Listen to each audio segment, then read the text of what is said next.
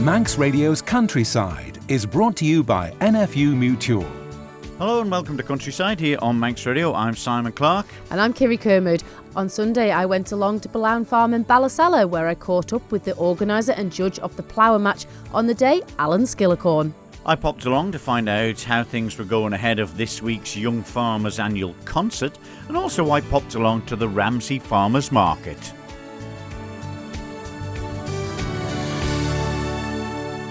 Well, firstly, Kirree, lambing going strong, coming out like machine gun fire, is it? It can be said like that, absolutely. Now we're into March, there'll be many farmers underway, lambing and calving just around the corner. I wish a little bit more grass would come. It's been a very cold sort of spell this last sort of 2 months where grass growth is slow. I know some of the dairy farmers have got some of the cows out now in around our area in Maloo and Santon, but it would be nice just to see a bit more sunshine and a bit more green round. Yeah, a bit of gold dust being spread on the fields too. I've seen people out spreading fertiliser. Well, that'll be some of the first, I believe, but it's that time of year, and yeah, it's a shame there isn't a bit more sunshine, but the daffodils are out though. Yes, looking radiant in the odd day of sunshine that we're getting at the moment. Well, the Ramsey Farmers Market has been proven pretty popular over recent years, and I went along to the Ramsey Courthouse where this week it was indoor, and I spoke to some of the people who were showing on the stalls. Handmade by Heather, so we're talking to Heather Rufino, yeah. So we've got Heather herself here. Now, you've got a wonderful display on here at the Farmers Market. Tell us about what you've got. Well, I've always been a lover of art and craft ever since I left school, and I'm hitting 70 this month. So my main love is painting. I love painting. I do a lot of painting commissions. But I also got it because I live on the promenade and I love going down the beach. And I look for sea glass, pottery, bits of broken pottery and driftwood and shells. And I like making art from it all. And I also love painting the Manx king scallop shells and making pendants and all that kind of thing as well. But painting and ink drawing is my love. That's my main thing. Well, it says handmade and handcrafted by yourself. Yes. And, you know, for many years, you know, we've collected the shells and everything as kids around there. Yeah. But you've just managed to do something very special with them, and they make great decorations. It's wonderful what you can pick up. I mean, it's the beach. You've got to have an eye to find. Some of the sea glass is quite hard to see. So the more you get the eye in, you can pick it out. And when you say sea glass, is it? Sea glass, yeah. It is. It's actually where you see it's all smooth, and that's pottery. Sea glass. Not glass like in bottles? Yeah. This was probably originally some bottles that could have been probably many, many years ago. That's shards of pieces off a glass bottle. And the glass all breaks up in the sea and it rolls around in the waves for years so that you get that smooth appearance of it. All right, so you've not done anything special on polishing stones for that? Totally natural. I just clean it, wash the sand off it and dry it and then turn it into art. And a beautiful stick underneath it that's from the beach as well. Driftwood, yeah. It's all driftwood, all bits and bobs from the sea. Off these pictures, I'll show the small ones, easy to hold up. Those are pieces of white pottery, broken pottery, all off the beach. Right. And then the little stones for them. That's how you make the artwork. It's great fun, you know, because nothing is ever the same. Obviously, no picture or piece is the same. Every piece has to be original because you never get anything exactly the same. And it's a thing in today's world in a way, isn't it? Because everyone's going around going, oh, a lot of people have just about everything they need now, and what can I get them something different? It's different and unique, and that's what I say. Every piece is it's different. There's never one piece the same, exactly the same, because every piece of pottery or every bit you find is different. So how do you find the people coming into the market here? Are they really quite impressed by your stuff? People, yes, I do. I also do at Christmas time. It was great because I make Christmas trees out of all the sea glass and the cones. I get a cone-shaped polystyrene and I turn them into sea glass. I make sea glass Christmas trees and things like that. So it's Well, it's something different, something unique. This is it. Try to be different. That's the whole point. It's something unique. So yeah. Well, fabulous display. It's great that you've got it here for everyone, and they can buy and have a different present for somebody, which is wonderful. Yeah, yes, and it's a great atmosphere here at the farmers market, you know, and we've got a lovely mix of different things. So it's yeah, we're a friendly bunch. So come along, everybody. Well, Shelley from Shelley's Cottage, you're the newbie here at the Ramsey Farmers Market, are you? Ventured up from Peel, had my passport stamped. So how have you found the reception here? Very friendly, very friendly. I did a couple of weeks ago, which was really busy. It was good. And today is my second time out. Right, and what do you have on display? You've got quite a numerous number of hats, which might be of interest for somebody with my hair. We have all handmade hats, ponchos, bags, reversible bags. They're all vegan friendly. So there's no animal products, no wool involved. Some of them do feel like wool, but they're not. And they're all washable as well. Well, you see people knitting jumpers over years and socks and things like that. I've never really seen anyone make a hat, which is quite interesting to me. Are they difficult to do? It's fairly new to me. I've only been sewing for about 3 years. Learned a lot from YouTube, family, my mum and my sister both sew. So a lot of it is trial and error. But they're not too difficult to make. There's about 10 pieces in each hat, and they're all reversible as well. But it's a thing, isn't it? Somebody you can see people years ago with the same type of hat on, but you've got a lovely selection of different ones that people can look at and try on. I've got the bucket hats at the moment, which seem to be an in thing, especially with the Oasis tour coming up. We've got some French berets as well, which I've just started making. This is a kind of winter range that we've got not too many left of now. So I've started making the summer hats. So they'll be coming out probably April time. Yeah. So it's great, I suppose, for something like the Ramsey Farmers Market, for you to actually show what you can do and give the public the opportunity to get some. Yeah, I kind of move around the island, so I do kind of Peel Market, Castletown Market, Ramsey Market, and I do the big shows as well. So, and I work from home, so people can always contact me and I'll do things at home. So next we're moving on to Little Meadow Farm. Yeah, and how have you found? I know we've spoken to some of the new ones and one just on a second time here, thinking that and saying to me that it's just great that they've had the opportunity to come here and really enjoying the atmosphere. Yeah, no, it's good because we've got the outlet here as well for our stuff, and the people here are absolutely great to spend the day with. Yeah, but you've got such a range on your stall here as well of all the potatoes, eggs that you have. I was going to say you lay yourself, but probably No, I definitely don't lay them myself. So we raise free range. We breed and we raise the free range pork up in Kirree. And that gets butchered by Andreas Meats for us. So our range has gone from just joints and chops to gammon, bacon, sausages, like everything, thanks to them. We also have our free range eggs, which we have the chickens. Lockdown potatoes from Ballasalla. We usually have Honeyman's honey as well, but we've sold out of that today. So that's our kind of range. Yeah, we missed the beekeepers today, but the honey we have honey on our own hives at home, and it's such a popular thing in this day and age, isn't it? It is, and that's the thing as well, is sometimes what you buy in the shop isn't pure honey, and you can taste the difference. So for example, come down on a Saturday when the beekeepers are here and we've got our honey, you can try it before you buy it as well, and each flavour, like each beekeeper's honey will all taste different, and so you can actually choose what you like. And how difficult is it, with the different types of animals and everything that you've got on your little meadow farm, to keep everything in check? I mean, do you have to keep them well away from each other? Mostly it's the mud. So we obviously raise them outdoors 365 days a year, and in winter, obviously pigs dig and make the ground very soft. It rains, it gets very, very muddy. I've learnt never trust a puddle because you could disappear about 2 foot down. So it's just the wind and the rain at the moment that makes it difficult. Summer will be a lot better, and keeping the boars away from the sows as well. is one thing. Do you have to change things? Do you have to sort of move to different products during different times of the year?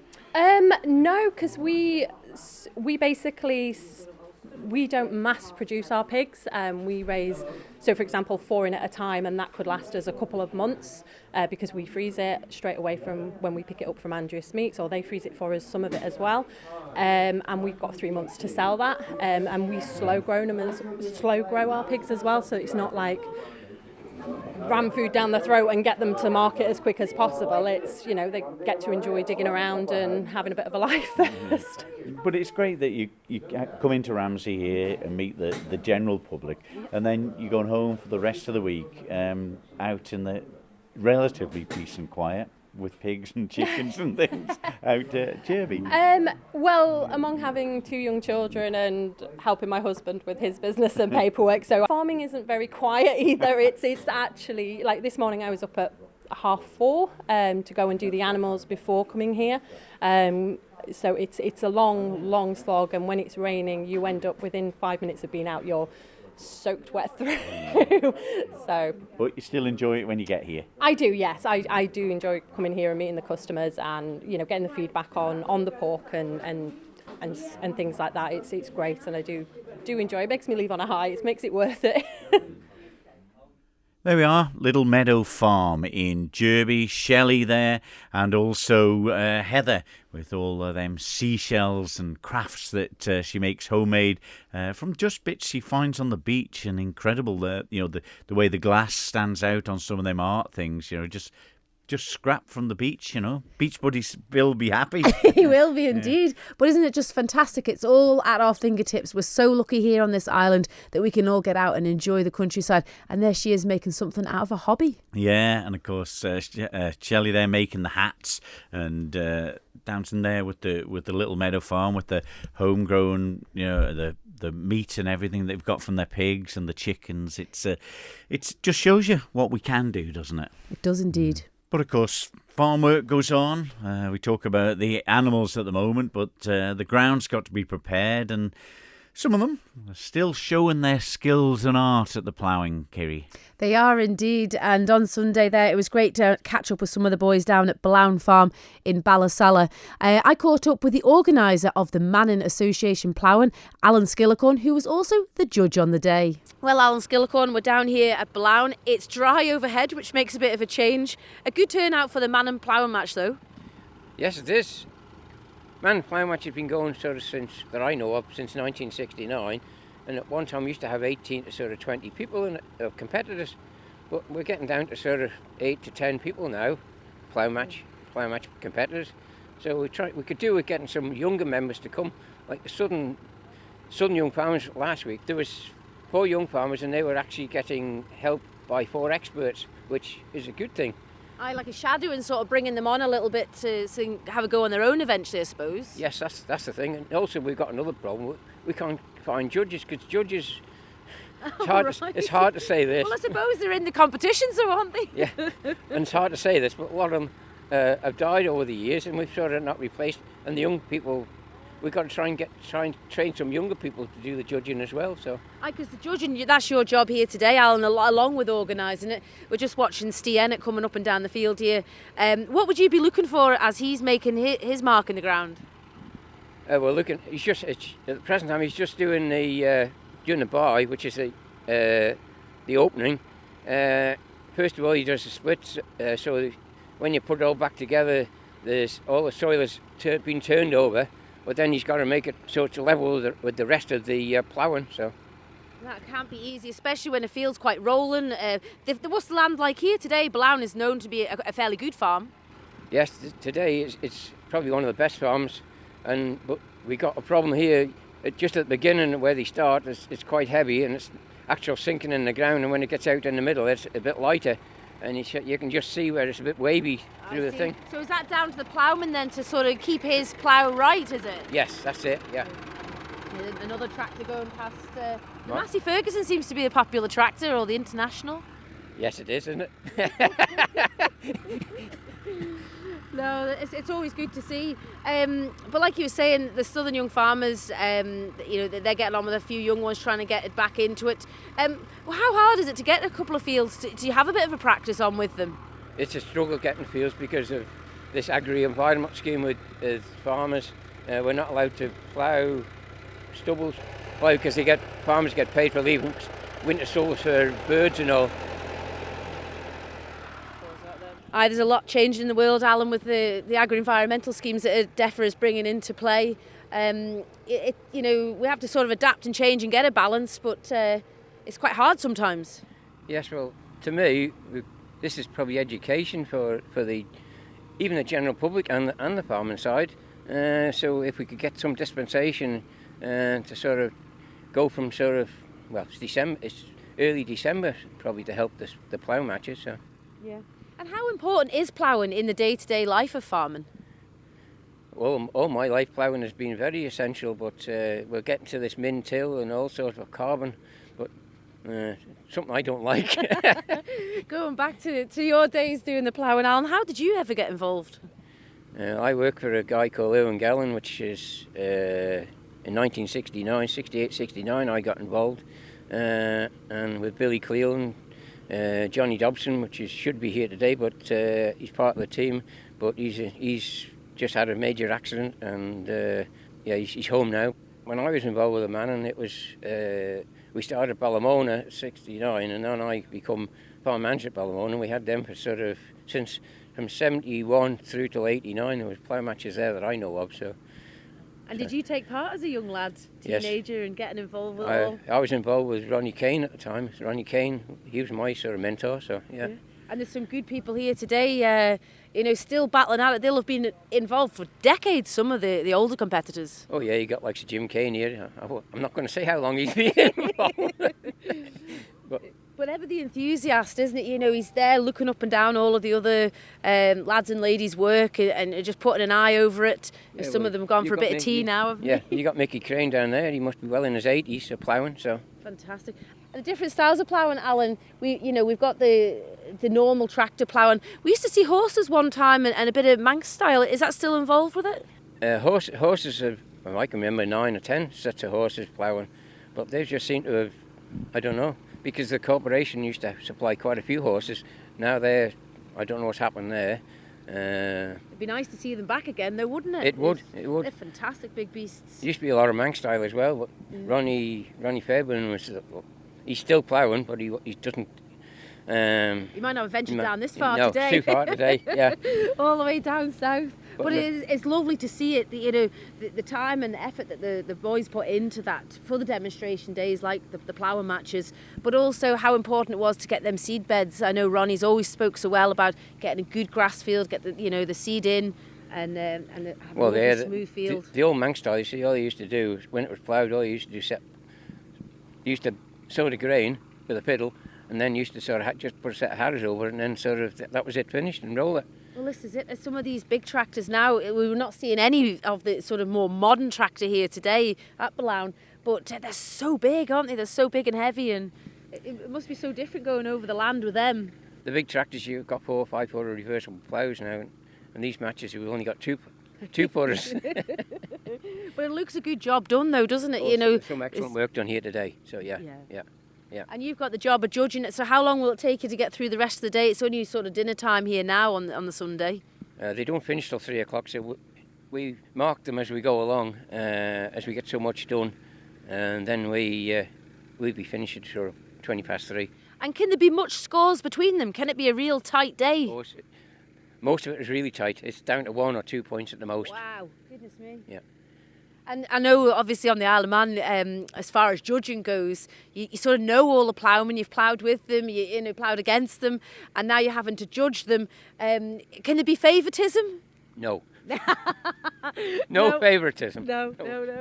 If you do a bad job, you get pointed. And I see the ladies are here, an old-fashioned trailer on the back of a tractor there, and the hot pot on the go. Some things on this island are so special, Alan. Oh, yes. One time we used to put a marquee up and one thing and another, but we just haven't got the staff now to do it, so we just bring the horse box with us, so...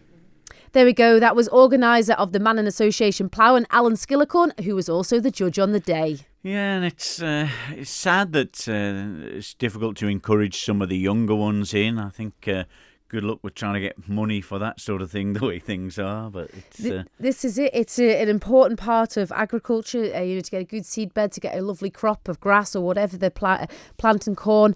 It's essential that we keep those skills going. And it's great to see the old boys there and young fellas. There is they're encouraging some of the younger ones to come along and shadow. But if anybody wants to get involved, do please get in touch with the Isle of Mannin Ploughing Association, or come along and even just take part on the day or be a spectator. Indeed, it's very fascinating to watch, isn't it? Very, very soothing as well. It's like watching an artist at work, isn't it? It really, really is.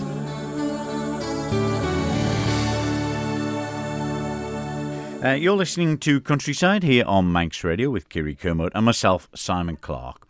Well, Thursday and Friday and Saturday of this week is the 2025 annual Young Farmers Concert. Was it as popular as ever? That's what I put to the Secretary of the Federation, Bryony Neal. Only a couple of days away. Any tickets left?